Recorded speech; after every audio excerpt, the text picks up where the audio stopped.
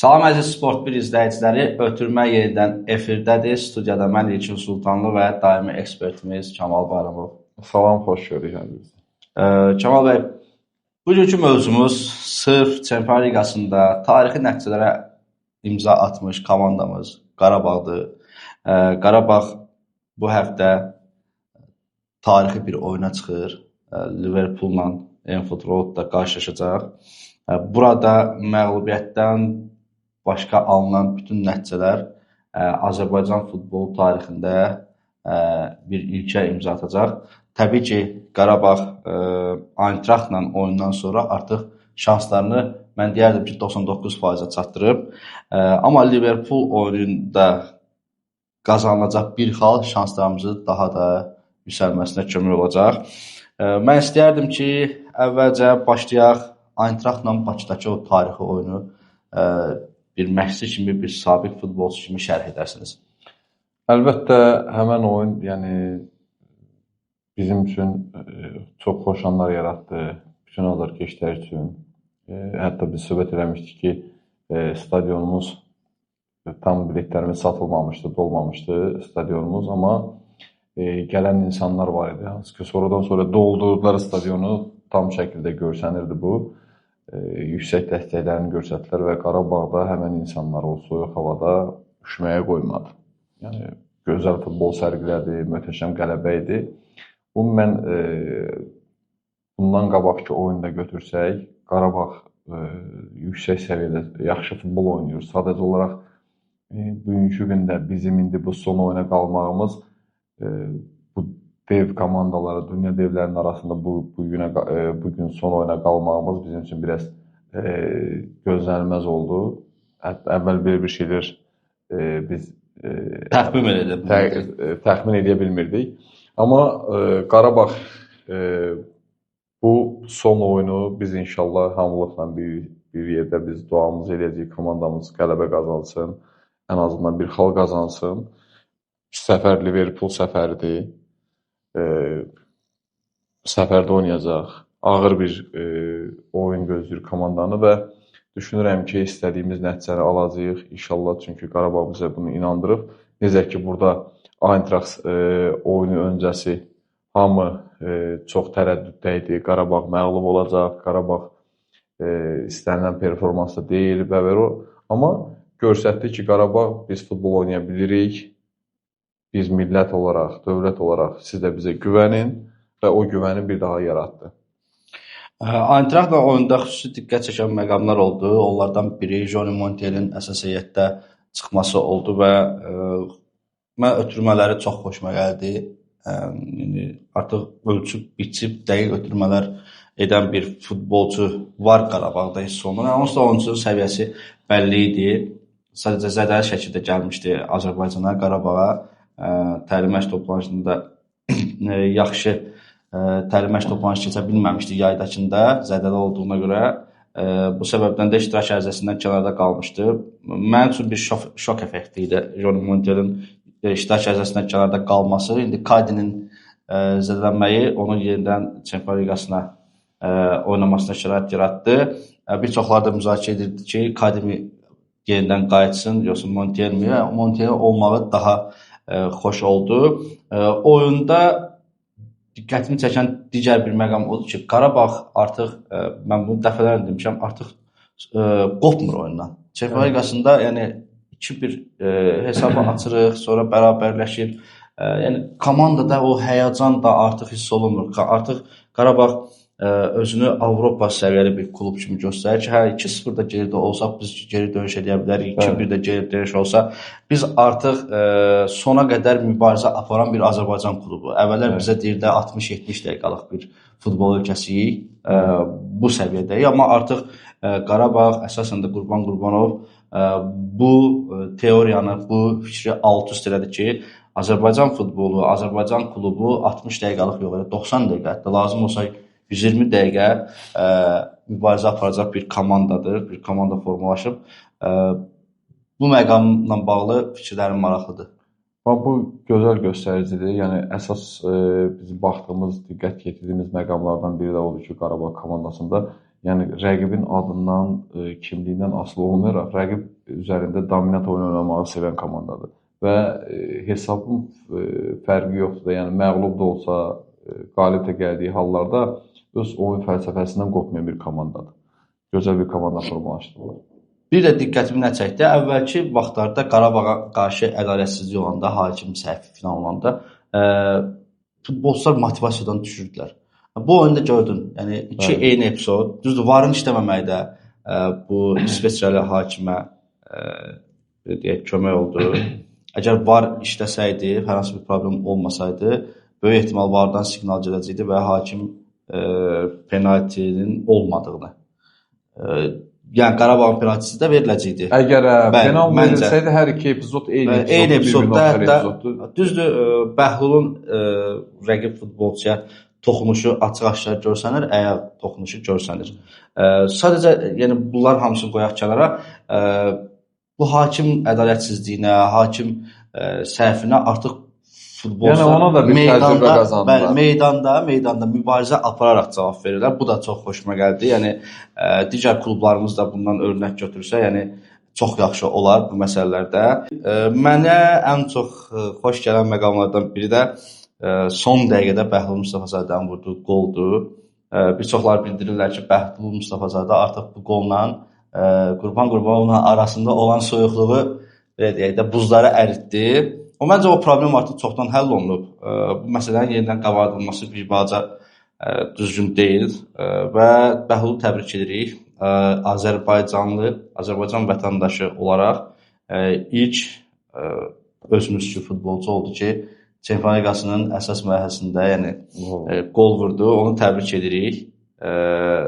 Və bir çoxlar bildirirlər ki, başqa futbolçular da olub, Azərbaycanlı olan Ramiz Mamedov və Aleksandr Səmədov, onlar da qol vurublar. Amma mən Ramiz Mamedovu Spartakın heyətində olub, o həmin futbolçu kimi, yəni mənim yaşım çatmır təbii ki. Amma Aleksandr Səmədovu xatırlayıram. O futbolçu Azərbaycan millisində gəldi və qaçdı, çıxdı, getdi. Yəni zaten onlar Azərbaycanlı kimi burada qəbul edilmiş ki, məsələ də bax məsələsinin orasındadır. Yəni bu bəlkə biraz ayrı-seçici ola bilər, amma yəni o bizim millini, bizim bayrağı, bizim formanı seçməyibsə, biz niyə onu Azərbaycan olaraq qəbul edirik? Elə ona görə də Elvin Cəfərquliyev ilk futbolçudur. Çempionlar Liqasında ən yaxşı futbolçu seçilən ilk Azərbaycanlı futbolçudur. Bəhlul Mustafazadə də Azərbaycanlı ilk futbolçudur ki, qol vurub və adlarına tarixi yazdırıblar və bu uşaqlar, o iki uşaq elə qızıl. Zaten bizə yəni Səmədovun və digərinin yəni bizə heç bir aidiyyəti yoxdur. Yəni ola bilər Azərbaycan adından gedirlər, amma fakt olaraq bunlar bizim nə pasportumuzu yadıma gəlirsə və yaxud da ki, hansısa bir millimizdə və yaxud klubumuzda nəsə bir fəaliyyət göstərmirlər. Bunun bizə heç bir aidiyyəti yoxdur. Bir başqa bir dövlətdə də ola bilərlər, başqa bir dövlətdə də yaşaya bilərlər. Amma bunun Azərbaycana bir aidiyyəti olmayan şəxslərdir. Yadıma gəlirsə, milliyə çağırılmışdı və yoxlama görüşündə qaçıb çıxıb getmişdi. Öz seçimidir. Zaten o çağırılmışdı, qaçıb çıxıb getmişdi və bugünkü gündə əgər biz adlandırırıqsa Səmədov Azərbaycanlı kimi iş vuran futbolçudur, qol vuran futbolçudur. Onun özü bir yanlışdır. Onun özü bir. Çünki Səmədovun zaten Azərbaycanla bağlılığı nəsə belə var. Hardan var onu bilmirəm, amma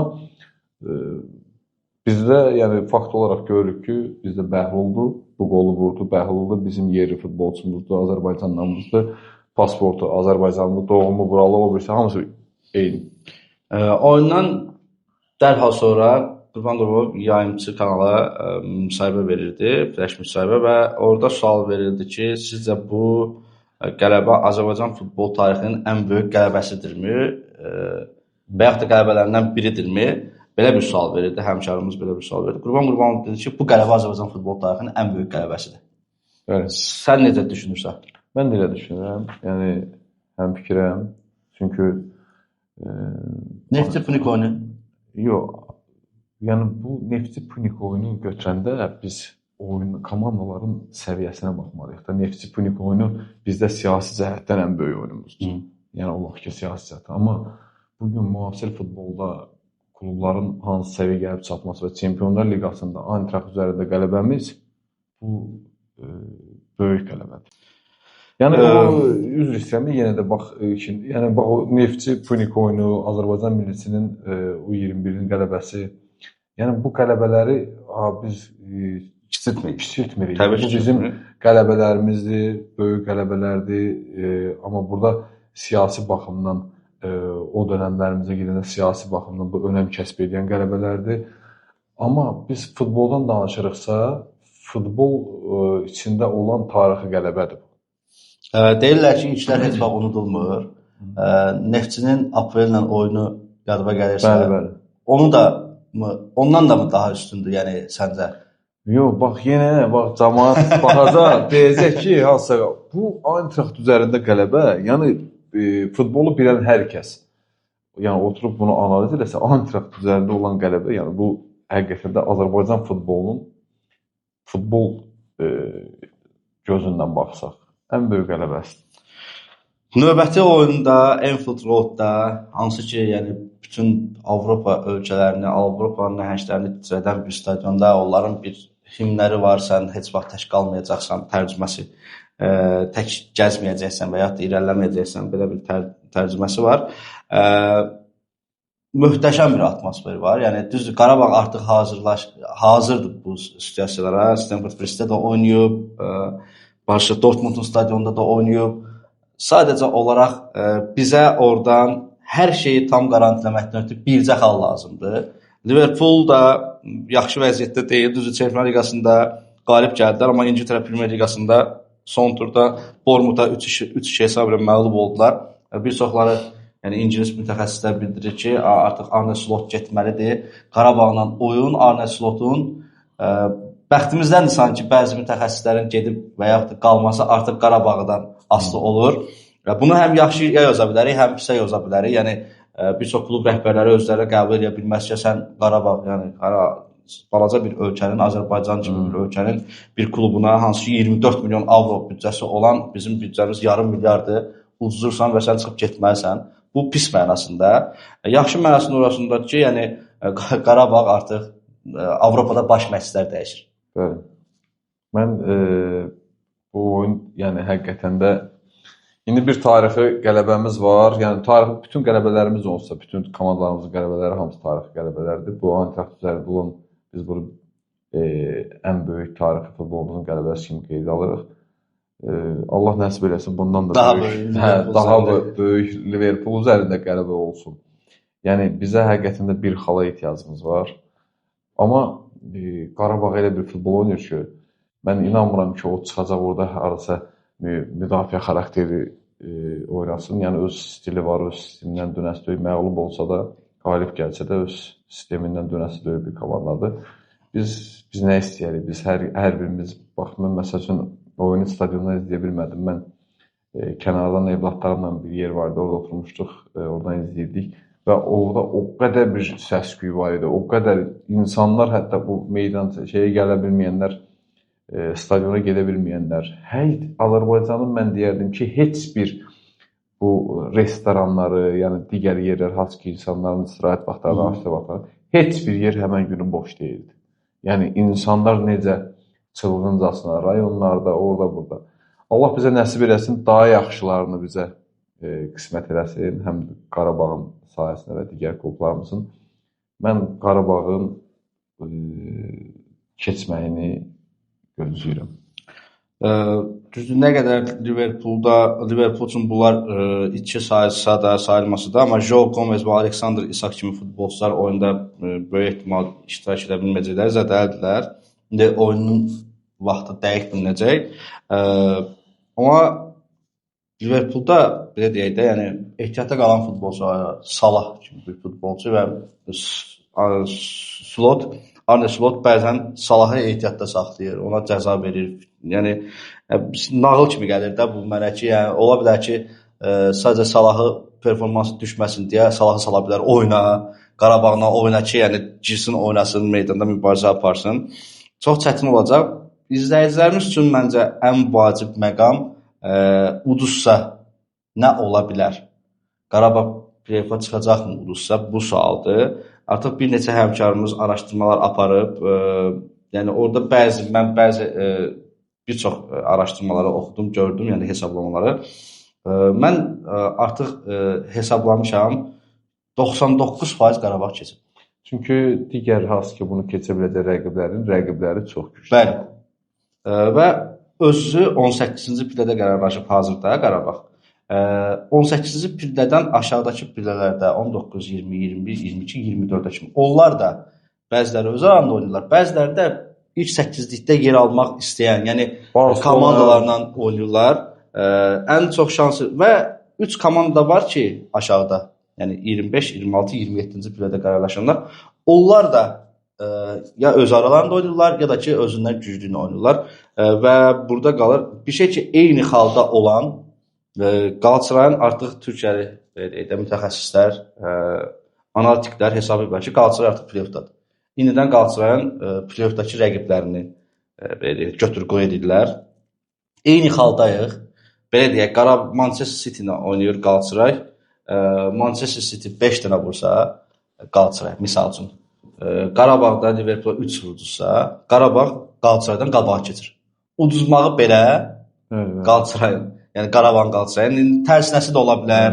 Yəni fərqli cür də ola bilər. Yəni Manchester City bütün Guardiola bütün əsəbini tökdü, 7 dənə vurdu Qalatasaraya məsəl üçün. Liverpool da yəni onsuz pis günlər yaşayır, eyni qaydada 3 dənə vurdu, 4 dənə vurdu. Qol fərqinə görə, buraxdığı qollar sayına görə Qarabağ Qalatasaraydan önə keçir artıq. Yəni inşallah nəsib eləsin həm Qalatasaray, həm Qarabağ. Hər ikisi bizim komandadır. Hər ikisi keçsin və hər ikisi bizi sevindirsin. Çünki ölkəmizdə də bilirsən də, yəni Qalatasaray azarkeşləri az deyil. Həmçində indi yavaş-yavaş Türkiyədə də Qarabağ azarkeşləri çoxalır. Ona görə hər iki komandanın keçməyi, bizim türk komandalarımızın keçməyi bizim üçün yaxşı olar. Bir də ki, mən yəni böyük bir inam var ki, həqiqətən də bizə bunu Qarabağ zaten tarix yaza gedir. Bu tarixi də yazacaq. Yəni bunu bizə çox gözlətməyəcək. Gəl növbəti hədəfi danışaq. Yəni mən düşünürəm ki, 99% keçmişik. Bütün süni intellektlərini də hesablamışıq. Özümüz də qəvərək götürüb hesablamışıq. 99% Qarabağ keçib. Yəni belə görsəlir. Yəni inandırıcı, yəni Kopenhagenin gəlib udmağı Barselonanı və mənə inandırıcı gəlmir. Və yaxud da ki, orada PSV oynayır, səhv eləmirəmsə, Bavariya ilə. Bavariya 8-likdə qalmaq istəyir. Bavariyanın PSV-yə uduzacağı mənə inandırıcı gəlmir. Yəni 99% Qarabağ keçib də. Play-offda rəqiblərimizdən biri deyəsən Borussia Dortmunddur düşmək ehtimalı. Bir də Juventusdur. Həvəsdir, bəsdir, yoxsa onlar da keçmək olar? Liverpoolu biz keçsək, udsaq. Bu səddi keçsək, biz heç eləsək. Yəni Eintrachtla nə gözləyirik biz Qarabağdan? Məğlubiyyət. Çoxları məğlubiyyət. Biz zaten verilişdə oturanda burada demişdik ki, biz ən azından bir xal gözləyirik. Yəni zaten uduzlu bizim komandadır, fəxrimizdir. Azərbaycan futbolunun çiyində daşıyır. Əgər sabah gedib bu səddə keçə bilsə, yəni bu komanda günü-gündən böyüyür. Bu səddə keçə bilsə, zaten biz gələcək oyunlarda qələbə gözləyəcəyik. Futbolçularla bağlı danışmaq istəyirəm. Ən çox da Azərbaycanlı futbolçularla bağlı. Mən bəzi sosial şəbəkə hesablarında gördüm, böyük səhifələrdən birində. Elvin Cəfərquliyev Azərbaycan futbol tarixinin ən yaxşı futbolçusudurmu səncə? Məncə hal-hazırda mən elə sayardım. Bütün hər şeyi müqayisə eləsək, yəni bura Birlik Kubokundakı çıxışlarda daxildir, çempionatdakı çıxışlarda daxildir, milli komandalara da daxildir. Ona rəğmən belə, yəni ən yaxşı futbolçusu hesab edirsən Azərbaycan. Yəni ümumi müstəqillik. Bu il demirəm, ümumi. Hər dönəmin özünə uyğun bir futbolçular var idi. Yəni götürək Mahmud Qurbanovu, götürək Vidadi Rzayevi, bir çoxlarını saymaq olar ki, hər dönəmin özünə görə. Amma son 5 ilin, 6 ilin mən deyərdim ki, ən yaxşı futbolçudur. Bir də mənə Nərimanla bağlı bir çox rəylər gördüm, bir çox fikirlər gördüm. Təşəkkür edirəm, Nəriman, yaxşı ki, oynamadın. Belə, yəni onsuz da oyunçu o tarixi bir nəticədən kənarda qalıb, belə bir psixoloji bir baskıdadır. Yazılan bu şərhlər də, yazılan bu fikirlər də o oyuncuya yenidən təsir göstərir və daha da, yəni Nəriman Qarabağın hazırki heyətində zəif performans göstərmiş ola bilər. Amma Nəriman Ukraynanın oyunda qol vuranda qəhrəman olunur. Nəriman Braqanın oyunda qol vuranda qəhrəman elan olunur. Yəni bu gün Qarabağda oynamasa da sabah Neftçidə oynaya bilər rahat şəkildə. Sabah Zirədə oynaya bilər. Yəni istənilən komandamızda Sabahın özündə belə o onsuz hücumçu boşluğu var Sabahda. Oynaya bilər. Yəni bu futbolçunu tam belə məhv edib. Yəni Qarabağın indiki durumunda zəif sayılır. Amma gələn mövsüm Nəriman Çempionlar Liqasında bombardir də ola bilər. Bax biz yenə də bax görürsən komanda udanda və ya hər dəfə Nərimanın üstünə yüklənirik. Bir növ, yəni biz öz millətimizdən olan, öz yetişdirdiyimiz bir insanı inkişafına yox, məhvinə doğru çalışırıq. Yəni bu yaxşı bir haldır. Hər kəs otursun dərk eləsin ki, biz Nəriman bizimkidir, bizim millətdir, bizim canımızdan, qanımızdan olandır. Və buna biz bir vətəndaş olaraq hələ idmanı qoyaq qırağa, yəni bu qədər psixoloji zərbə vurmaq olmaz və buna bir dəstək olmalıyıq. Hər kəs bunu dərk eləməlidir. Biz arzu edirik ki, Qarabağ növbəti tarixi qələbəsini qazansın. Heç də olsa bizə sərf edir və mən artıq düşünməyə başlayıram playoff mərhələsini və ümid edirəm ki, bu oyundan sonra hansısa bir platformada canlı yayım açarıq və orada söhbətimizi də sırf belə tarixi nəticə ilə bağlı olar. Bizə ayrılan vaxt bu qədər. Sağ olun, salamat qalın. Gələn verilişlərdə görüşmək üzrə. Sağ olun.